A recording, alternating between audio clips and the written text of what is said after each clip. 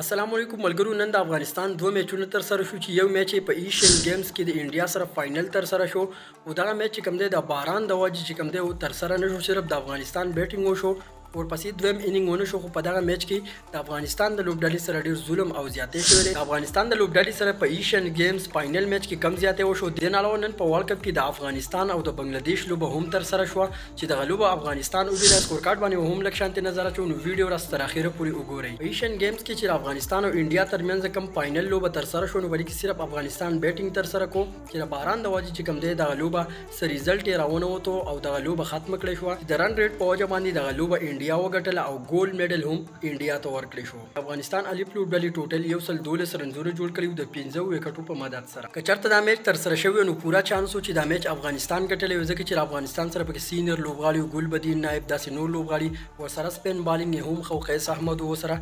خو دا میچ چې کوم دی تر سره نشو د باران د وجې دویم انینګ مکمل ونه شو. د ایشین گیمز پر فائنل میچ کې چې کوم دی افغانستان سره ډیر زیاتې شوې ده. که تاسو وګورئ نو دا ډیره مهمه لوبه او فائنل میچ وو.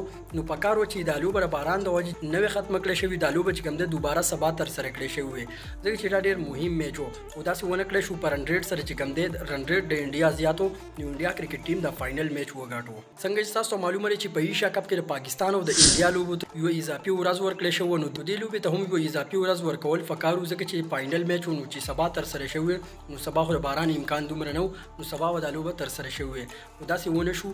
نو زما په خیال زما دا نظر چې دی لوبې ته هم یو اضافي ورځ پکار و. تاسو سره یې نظر لرئ چې دی لوبې ته اضافي ورځ پکار و او کنه ځکه چې دا خو فائنل میچ وو. د نه علاوه د ورلد کپ په دریم میچ کې افغانستان کرکټ لوبډلې د بنگلاديش نه ماتې وکړه. افغانستان کرکټ لوبډلې 150 ټارګټ ورکړ او بنگلاديش ته چې ډیر کم ټارګټ وو او په ودې شورونو کې د افغانستان چې کوم آل ټیمونو هغه ټول آوټ شو چې په جواب کې بس بنگلاديش کرکټ ټیم په 15 شورونو کې 158 رنونه راوړل د سلور کې وکټو په نقصان سره. بنگلاديش د افغانستان نه پشپک وکټو سره د ورلد کپ د دریم میچ وګاټو او د افغانستان نه اولنۍ لوبه وګټله. نو خیر ګټه بیلات پکې راځي. د افغانستان د لوبډلې اوس هم اته میچونه پاتې دي خو پکارو ده چې پر روان میچ کې داسې غلطیانې ونه کړي او کوشش وکړي چې پر روان میچونو کې ښه پرفارمنسز ورکړي او روان میچونه وګټي. نو تاسو د دې دوه لوبو په اړه سره نظر لرئ خپل رائے خپل کمنټ سره ضروري شیر کړئ. ملاویږو په بلې ویډیو کې. د الله پامان.